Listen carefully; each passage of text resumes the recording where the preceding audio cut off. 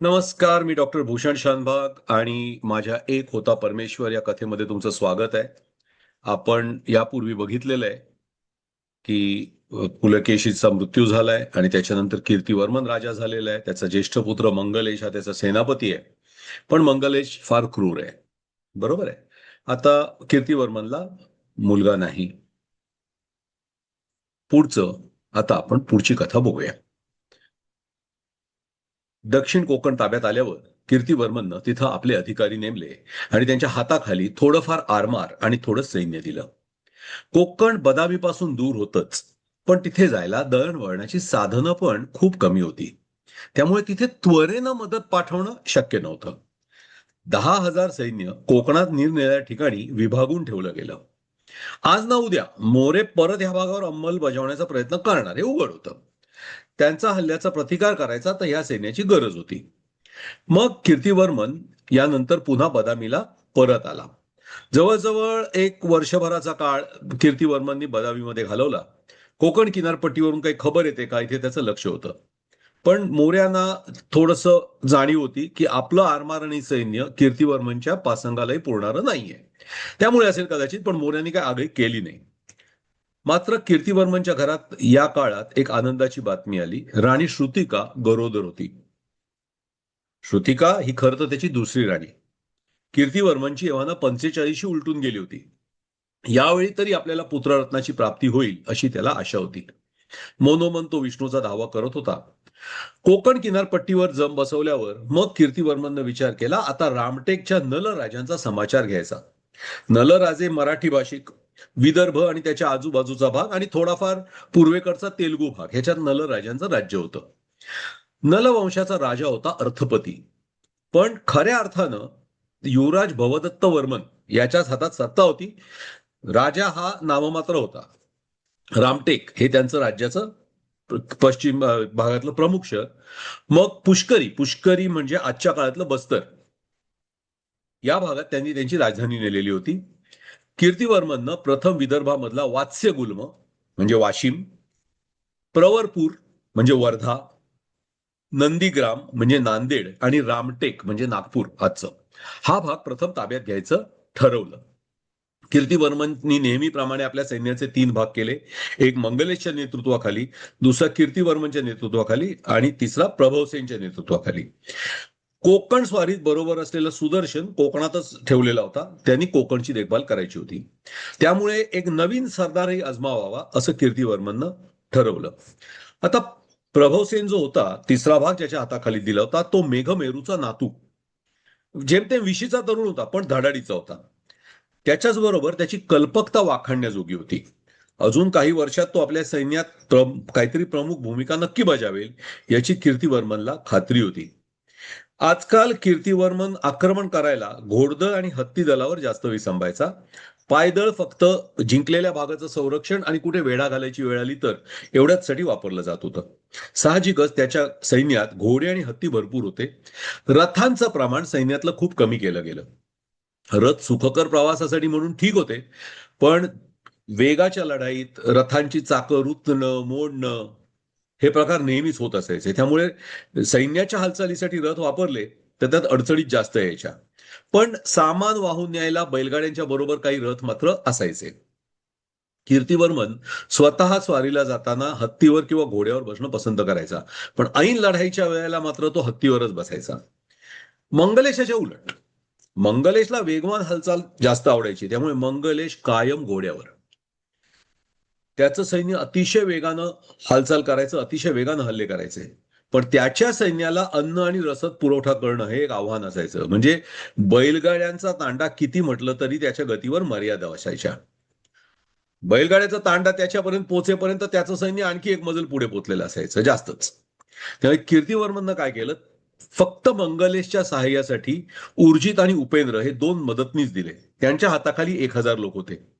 मंगलेशचं सैन्य जिथे जिथे जाईल त्याच्या आजूबाजूच्या भागातून रसद पुरवठा गोळा करून मंगलेशच्या सैन्याची गरज भागवणं हे काम उर्जित आणि उपेंद्रवर दिलेलं होतं. तेव्हा त्याला वेगळं रसदीचा पुरवठा करण्याची अशी गरज भासत नसे. पण त्याचा एक वाईट परिणाम असा होईल की मंगलेशचं सैन्य ज्या भागातून जाईल तिथे पुढे अन्नाचं दुर्भिक्ष व्हायचंच. कारण जेवढं अन्न उपलब्ध असेल तेवढं सगळं गोळा करून मंगलेशच्या सैन्यासाठी वापरलं जायचं. त्यामुळे जनतेकडे असलेलं सर्वच अन्न या सैन्याला पोचण्यात जायचं. गवत, कडबा, भाजीपाला, धान्य काहीही शिल्लक राहत नसे. त्यामुळे फक्त शत्रूच्या प्रदेशात आक्रमण करायचं असेल तेव्हाच ही गोष्ट वापरली जाईल. जर मंगलेशचं सैन्य बदामीच्या राज्याच्या परिसरात असेल तर मात्र त्याला बदामीहून व्यवस्थितपणे रसद पुरवठा केला जाईल. आपल्या जनतेला दुर्भिक्ष व्हायला लागलं तर कसं चालणार ना. आता अर्थपती हा स्वतः उतारवयीन होता. तो कायम राजधानीमध्ये असायचा पुष्करी. सैन्याचा प्रमुख त्याचा युवराज भवदत्त वर्मन होता.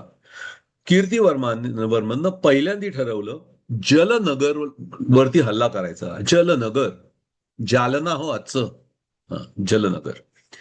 तर जलनगरला आपल्या सैन्याचा तिसरा हिस्सा प्रभोसेनच्या हाताखाली नंदीग्राम जिंकायला पाठवला. त्यांनी नंदीग्राम जिंकायचं आणि कीर्तिवर्मनच्या सैन्याच्या दिशेने निघायचं आणि कीर्तिवर्मनला येऊन मिळायचं.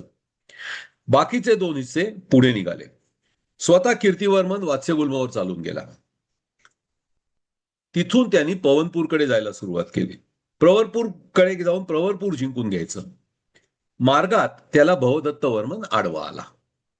भवदत्त वर्मनच्या सैन्यात मोठ्या प्रमाणात रथ होते. कीर्तिवर्मननं त्याचाच फायदा घेतला. त्यांनी जळत्या बाणांचा हल्ला भवदत्ताच्या सैन्यावर केला.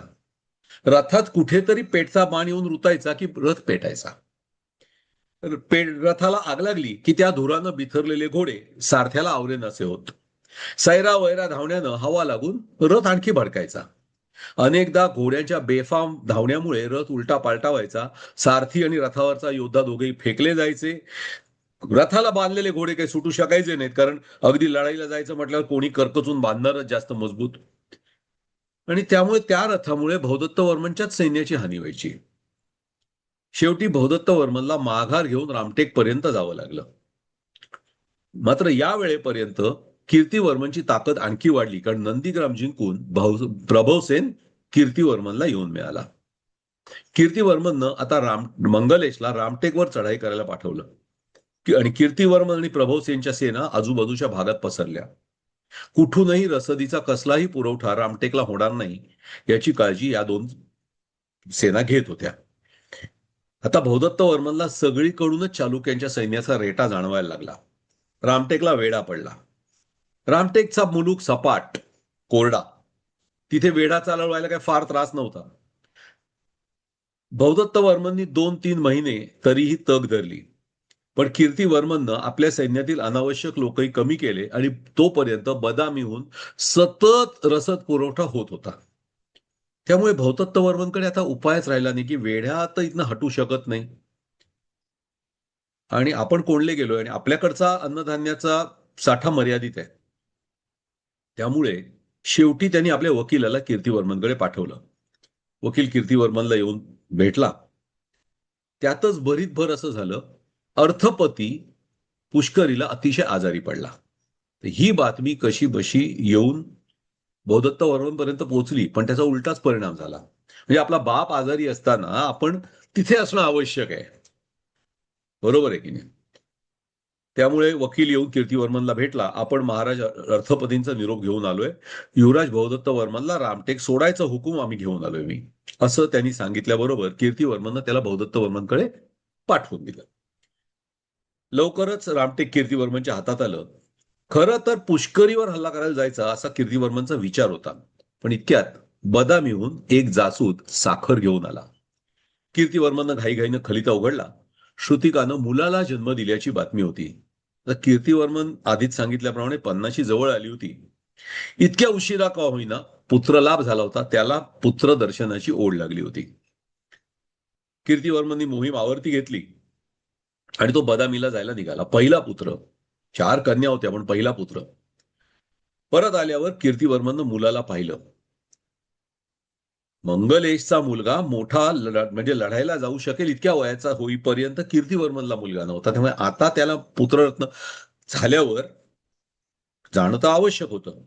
कीर्तिवर्मननं तर एकदा विचारही केला होता की आपल्या पश्चात मंगलेश किंवा त्याचा मुलगा यांना आपला वारसदार घोषित करावं, पण आता त्याचा स्वतःचा वारस आला होता. कीर्तिवर्मन सर्व काही त्याच्यावरून आता वळण टाकायला तयार होता. परत आल्यावर कीर्तिवर्मननं मुलाला बघितलं. चांगलं गुटगुटीत मूल होतं. डोळे तेजस्वी होते. माझा पुत्र कीर्तिवर्मनच्या डोक्यात विचार आला. चालुक्यांचा भविष्यातला राजा. 50ला आल्यावर का होईना त्याला वारस झाला होता. कीर्तिवर्मन खुश होता. चालुक्यांचा वंश पुढे चालत राहणार होता.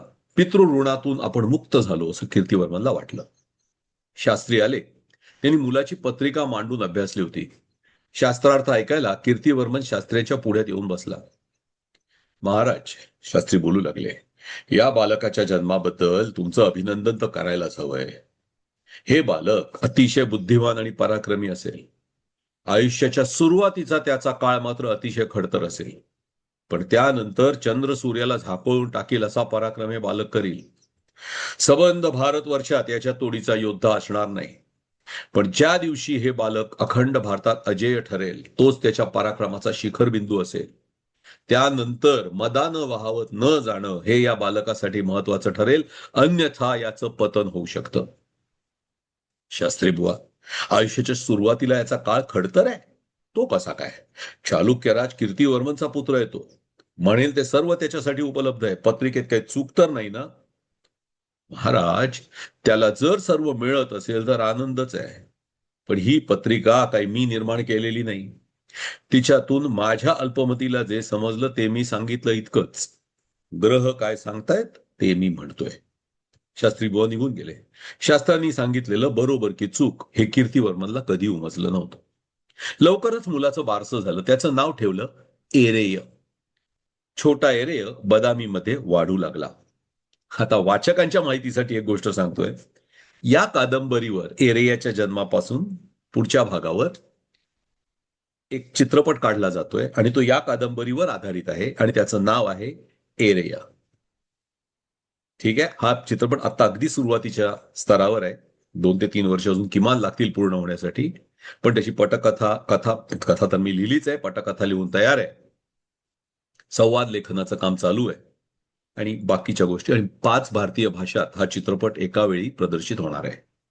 पण थोडीशी वाट बघा. इतके दिवस मी सांगितलं नव्हतं, आता सांगतोय. असू दे, येऊया आपल्या एरियाच्या कथेकडे. तर एरिया बदामीमध्ये वाढू लागला. एरियाच्या पाठोपाठ वर्षभरातच राणी वासंतिकेलाही मुलगा झाला. पण या मुलात जन्मतःच व्यंग होतं. त्याच्या पाठीला कुबड होतं. त्याचं नाव ठेवलं विष्णुवर्धन. पुढील 1.5 वर्षात कीर्तिवर्मनच्या आणखी एक राणीलाही पुत्र झाला. त्याचं नाव ठेवलं बुद्धवर्षन. तिन्ही राजपुत्रांच्या संगतीत कीर्तिवर्मनचे दिवस जाऊ लागले. एरेयाच्या आयुष्यात पुढे काय झालं ते पाहूया आता. एक दिवस महाराणी वासंतिका आणि महाराणी श्रुतिका एकदम कीर्तिवर्मनला भेटायला आल्या. अरे वा, दोन्ही महाराण्या स्वतःहून आमच्या महालात भेटायला कशा काय आल्या? कीर्तिवर्मनने विचारलं. महाराज, एक बाब आपल्या निदर्शनाला आणून द्यायची होती. वासंतिका म्हणाली. कसली बाब? आपण महाराज आहात, पण आपल्याला पित्याप्रमाणे सम्राट व्हावं असं नाही वाटत? वासंतिकेने विचारलं. आम्ही सतत आपल्या सैन्याच्या विजयाच्या बातम्या ऐकत असतो. म्हणाल ते राज्य आपल्या पायाशी लोळण घेत असतं. मला माहीत असलेले सर्व राजे आपले मांडलिक आहेत. मग या सर्व राजांच्या वरच्या राजाला सम्राटपद नको का? श्रुतिकानं पुष्टी जोडली. ते काही नाही, आम्हा दोघींनाही तुम्हाला सम्राट झालेलं बघायचंय, वासंतिका म्हणाली. तसाही नर्मदेच्या दक्षिणेला आता कोणीच सम्राट उरलेला नाही असं त्या दिवशी आलेले कथाकार सांगत होते. तुम्ही सोडून सम्राट पदावर आणखी कोणाचा हक्क आहे? लवकरात लवकर आम्हाला दोघींना सम्राटाची पत्नी म्हणवून घ्यायचंय, वासंतिका म्हणाली. दोघी जणी इतकं सांगून निघून गेल्या. कीर्तिवर्मन थोडा विचारात पडला. मग त्यानं मुख्य प्रधान व्याघ्रस्वामी यांना बोलावणं पाठवलं. प्रधानजी, माझी इच्छा आहे की तुम्ही कुलोपाध्याय अनंत शास्त्रींकडे जावं. बरोबर जाताना त्यांच्यासाठी एक रथ घेऊन जा. त्यांना म्हणावं मला त्यांना भेटण्याची इच्छा आहे. ते कधी येऊ शकतील विचारा. बहुधा ते तुमच्या बरोबरच यायला निघतील. तसं असेल तर त्याच रथातून त्यांना घेऊन या. पण जर ते आज येऊ शकत नसतील तर त्यांची वेळ घेऊन त्याप्रमाणे त्यांना घेऊन या. कीर्तिवर्मनच्या अंदाजाप्रमाणे थोड्याच वेळात अनंत शास्त्री स्वतःच आले. कीर्तिवर्मन आणि दोन्ही राजांनी त्यांची पाद्यपूजा केली. त्यांचा आशीर्वाद घेतला. बोल राजा, काय बोलायचं आहे तुला? अनंत शास्त्रींनी विचारलं. गुरुदेव, आज माझी सेना सर्व राजांना पराभूत करून विजयी झाली आहे. नर्मदेच्या दक्षिणेकडचे सर्व राजे माझे मांडलिक आहेत किंवा किमान माझ्याकडून पराभूत झालेले आहेत. माझ्याशी युद्ध करायला उत्सुक असलेला एकही राजा नर्मदेच्या दक्षिणेला नाही. त्यामुळे या सर्व राजांचा अधिपती म्हणून मी सम्राट पदासाठी एखादा यज्ञ करावा असा विचार करतोय. त्या दृष्टीनं आपण काही मार्गदर्शन करू शकाल तर उपकार होतील. राजा, तुझा विचार योग्य आहे, पण हा यज्ञ तुला पैठणच्या विद्वान पंडितांकडूनच करून घ्यावा लागेल. त्यासाठी आवश्यक ते ज्ञान आणि योग्यता माझी नाही. तरी माझ्या विचारानं तू अश्वमेध, राजसूय, बहुसुवर्ण वगैरे यज्ञांपैकी एखादा यज्ञ करू शकतोस. शक्य असेल तर तू मंगलेश किंवा व्याघ्रस्वामी यांच्यापैकी कोणीतरी प्रतिष्ठानला जाऊन तिथे पद्मनाभ शास्त्र्यांची गाठ घ्यावी हे उत्तम. अन्नशास्त्र्यांनी सांगितल्याप्रमाणे कीर्तिवर्मननं व्याघ्रस्वामीला पैठणला पाठवायचं ठरवलं. जाताना व्याघ्रस्वामीला सांगून पाठवलं, माझ्या पित्यानं अश्वमेध केला होता. राजसूय करायची त्याची इच्छा होती, पण तो होऊ शकला नाही. त्या यज्ञाच्या तोडीचा कुठला तरी यज्ञ मी करू इच्छितो. त्या दृष्टीनं पद्मनाभ शास्त्रींशी बोलणी करावी.